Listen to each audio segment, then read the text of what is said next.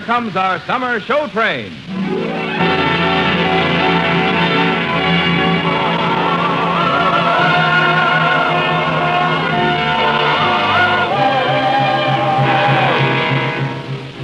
Tonight, the Association of American Railroads presents the premiere performance of a new musical suggested by Mark Twain's delightful Innocents Abroad, starring Gordon MacRae and his charming guest, Dorothy Warrenshow.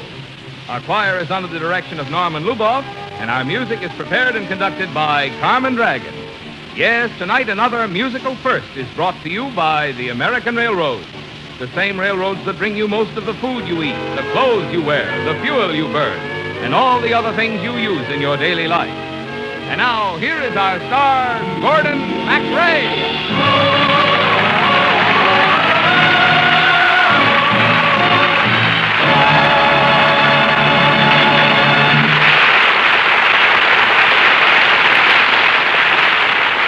Thank you, Marvin Miller, and good evening, ladies and gentlemen.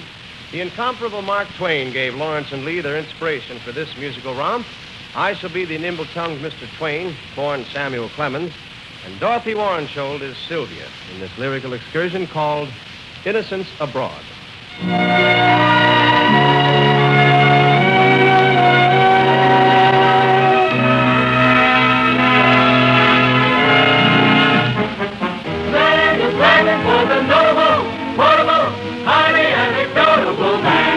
How do you do? His wisdom was ample, his care for a sample. Ladies and gentlemen, here's an example. Delighted. The reports of my death have been greatly exaggerated. Just between the twain of us, Mr. Twain, where did you ever get your name? Well, you ever been within earshot of a navigating gent on a riverboat? Well, now, just listen to him, shouting his soundings. Mark Twain! That's it. That's where I got it. From the jargon of the Mississippi River. That's my jargon, too. Take this story, for instance. There are a few whoppers in it, but it's the truth, mainly. So how about joining us? We're off on an ocean voyage. Sailing, sailing over the bounding main, for many a stormy wind shall blow where Jack comes home again. Sailing, sailing over the bounding main, for many a stormy wind shall blow where Jack comes home again. Sailing, sailing over the bounding main, for many a stormy wind shall blow where Jack comes home again. Sailing, sailing over the bounding main, for many a stormy wind shall blow where Jack comes home again.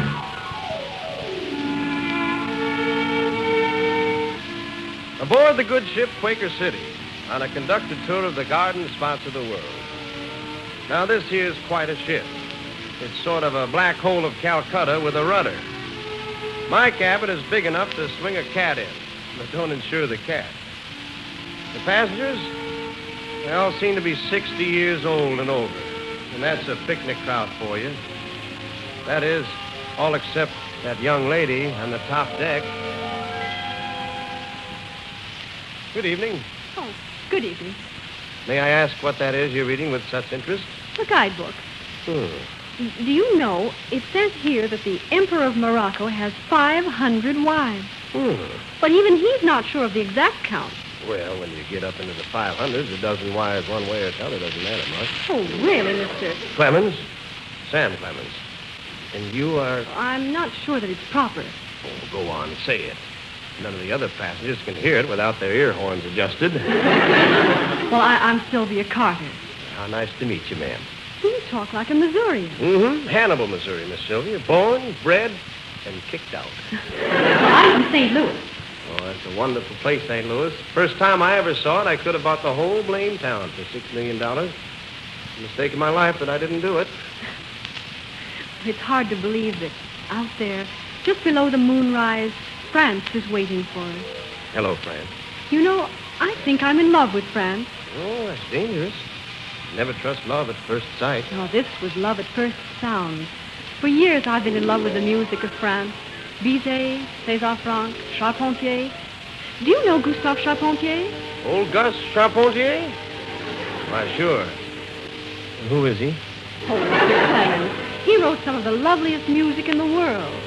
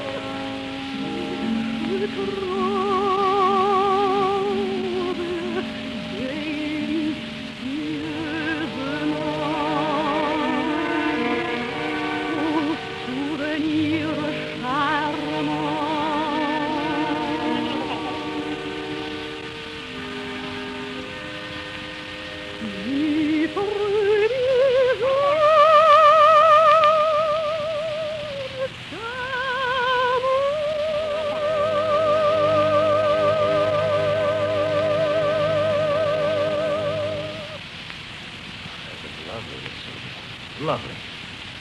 You know, from the way I The way I feel that you sing, I'm sure you're one person who'll never be sick on the high seas. Well, I'm afraid I must turn in now, Mr. Clemens. On page 96 of the guidebook, it says that you should get a good night's rest before the evening, before you dock. But, Good night. Last page 96. Love at first sound. Sylvia Carter. Sylvia's hair is like an eye, touched with glancing starry beams. Such a face as drifts through dreams. This is Sylvia to the sight, and the touch of Sylvia's hand is as light as milky down. When the meads are golden brown, and the autumn fills the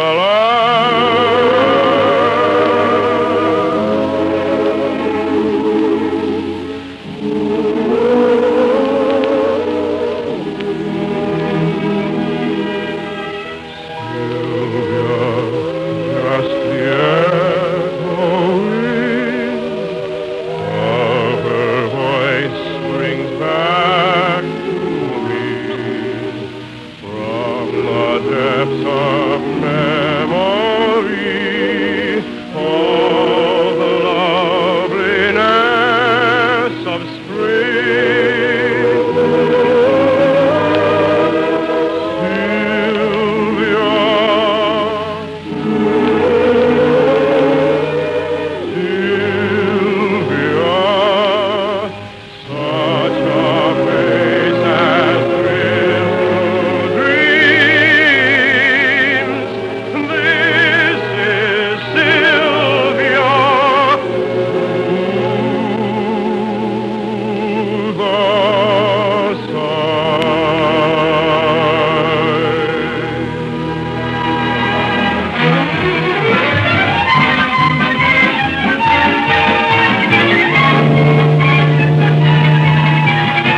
Europe, here we are. Take a trip, take a tour, make your father the whip, make your poor. You come here for a rest and you come here for a change. But the money is so funny and the strangers are so strange. And you walk and walk and walk and walk till all you want's a bench. And it's so deuced clever that all the kids speak French. Oh, we must hurry, Mr. Clemens. The guidebook says the exhibit of old Spanish pottery closes promptly at 5. Miss Sylvia, the guidebook talks too much. In a nice, polite tone of voice, would you tell it to shut its big, fat pages? Really, Mr. Clemens, how do you expect to see the significant things in Europe without expert help? Sit down for a minute. Here's an interesting little sidewalk cafe. I'm not sure. Please. Well, all right. This is an interesting cafe. Now then, look around you, Miss Sylvia. There at the front table, a French gentleman. And there, a Spaniard. Undoubtedly, that's a Dutchman. Each speaks a different language. But watch. Watch how international music can be. Are you sleeping? Are you sleeping? Brother John, Brother John. Morning bells are ringing, morning bells are ringing. Ding, ding, dong, ding, ding, dong. Oh, I know the French of that. Frère Jacques, dormez-vous, dormez-vous. Sonny mattina, ding, Good, dong, dong, good. ding, dong. Now watch. Our Spanish friend is caught. Martinillo, Martinillo, See? quieres tú, toca la campana, ding, ding, dong. The Dutchman's ding, lips are ding, moving. dong. Who can resist it? Vater Jankel, schlafen Sie, haben nicht beschlafen, dunk, dunk, dunk, dunk, dunk. All together.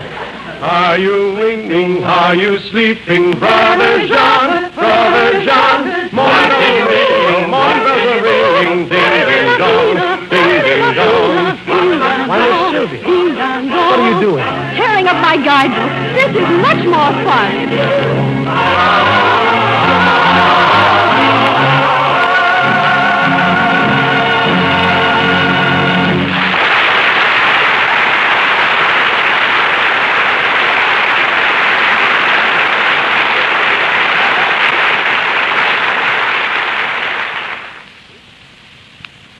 Now, here is Act Two of our musical version of Mark Twain's Innocents Abroad, starring Gordon MacRae as the itinerant Samuel Clemens, Dorothy Warren Scholl as the lovely Sylvia Carter, with Benny Rubin as the guide.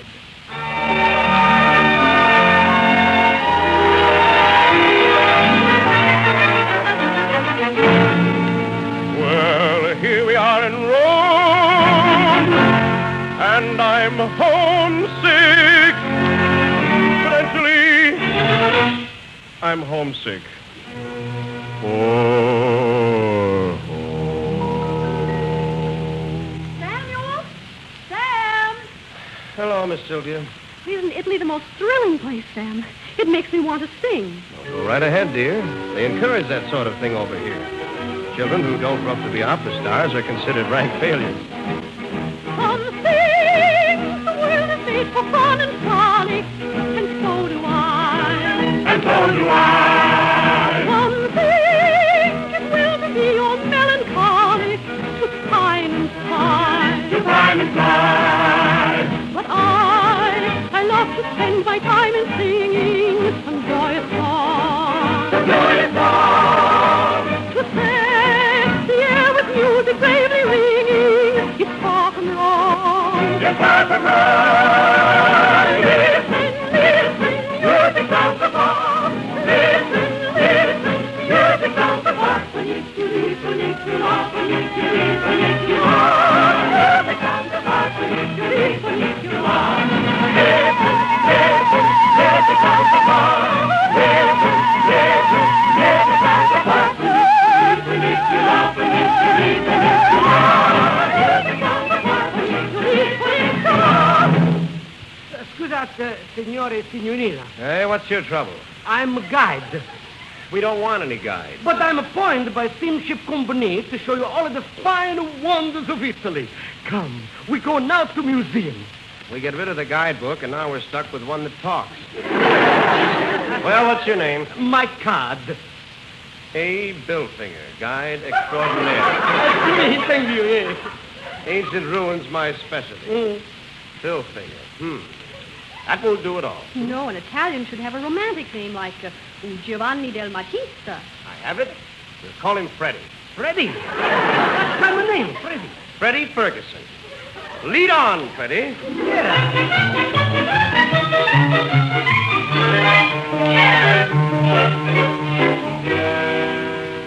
Look, this letter is written in the handwriting of Christopher Columbus. Who?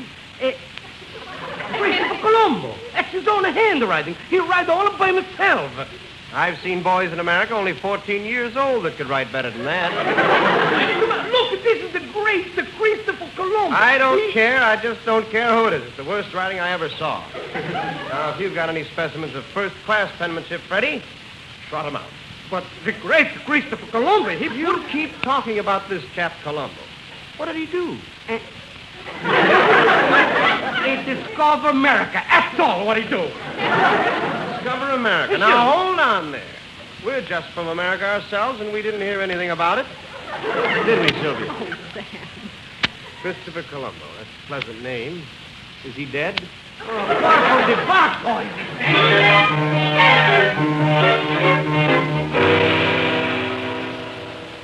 And look over here. It's a genuine Royal Egyptian mummy. What did you say this gentleman's name was, Freddie? Name? You gotta know name. Mummy, Egyptian mummy. He looks remarkably calm. Is he dead? He's been dead 3,000 years. Oh, well, I guess we're a little late for the funeral.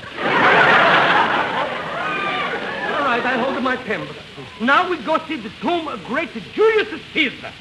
Caesar? Caesar. That's a familiar name. Tell me one thing, though, Freddie. Is he dead, too? Mamma mia!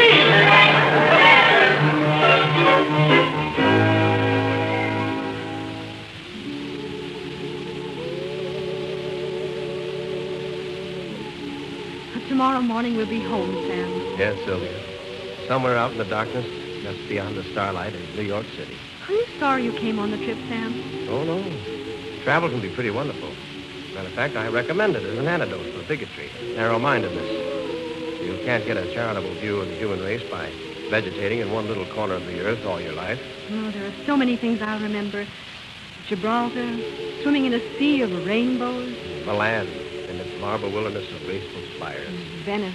Yes. Oh, Sam, Sylvia, what's the matter? I didn't do anything the guidebook said.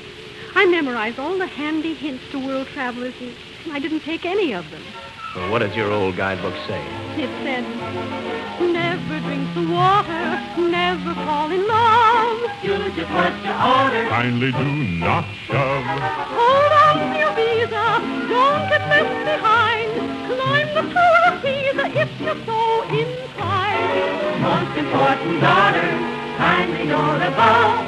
Never drink the water and never fall in love.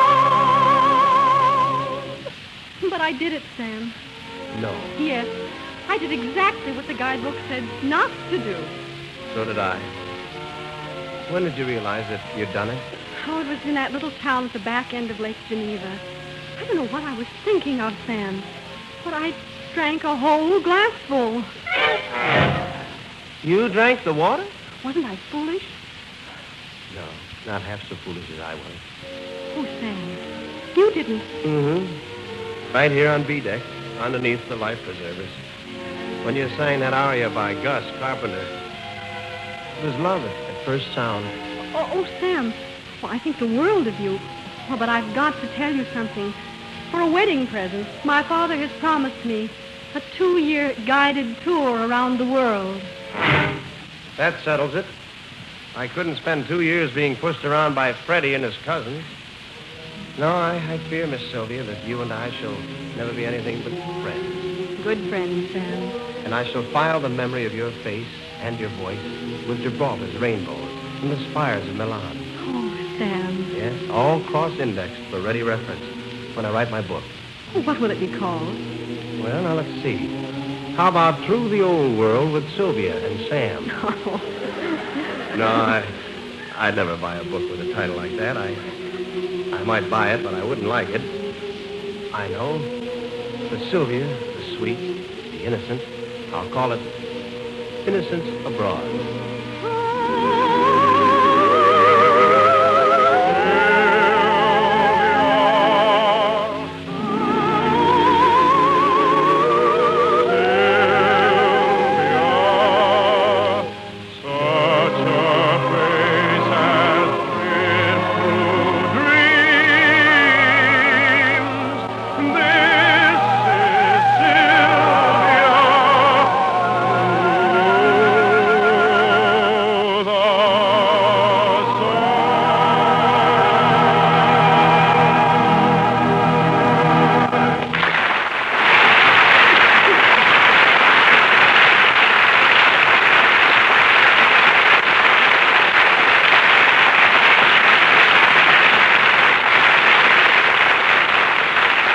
Thank you, ladies and gentlemen.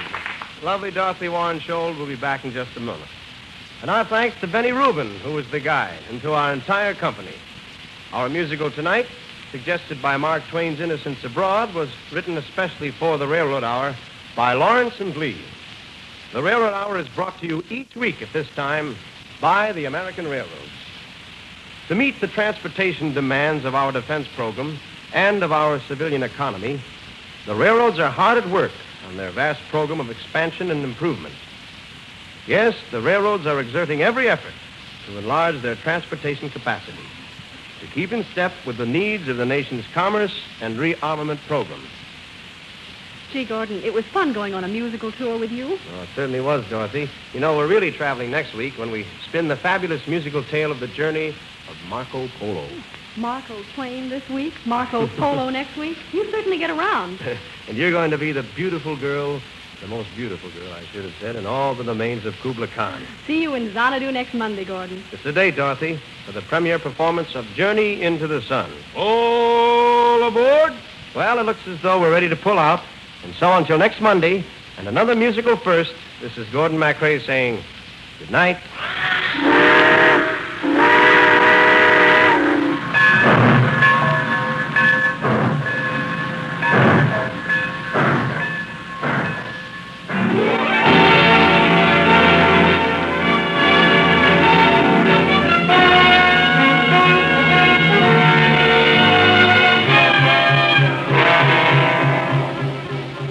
Gordon MacRae can be seen in Warner Brothers on Moonlight Bay. Our choir is under the direction of Norman Luboff, and our music is prepared and conducted by Carmen Dragon. This is Marvin Miller saying goodbye until next week for the American Railroad. Now stay tuned for your Monday night of music on NBC.